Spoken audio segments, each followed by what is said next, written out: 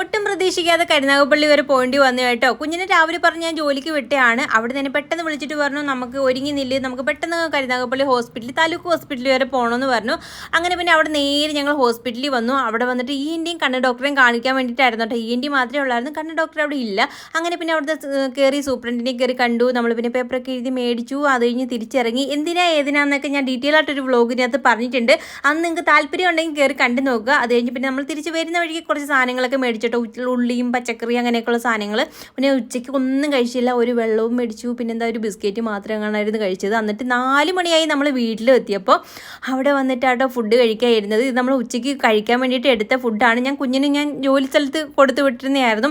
അത് ഞങ്ങൾ വണ്ടിയിൽ വെച്ച് കഴിക്കാമെന്ന് പറഞ്ഞ് എടുത്തിട്ടുണ്ടായിരുന്നു. പിന്നെ ഞാനും കുറച്ച് ചോറ് ഒരു പാത്രത്തിനകത്താക്കി എടുത്തിട്ടുണ്ടായിരുന്നു. പക്ഷേ വഴിക്ക് വെച്ചൊന്നും കഴിക്കാൻ പറ്റാത്തൊരു അവസ്ഥയായിരുന്നു. ആകെ തിരക്ക് പിടിച്ചൊരു ദിവസമായിരുന്നു. അപ്പോൾ കറി നമ്മൾ പുറത്തുനിന്ന് മേടിച്ചായിരുന്നു. അപ്പോൾ ഇത്രയൊക്കെയുള്ളൂ. അടുത്ത വീഡിയോ കാണുന്നതായിരിക്കും. Tata bye by.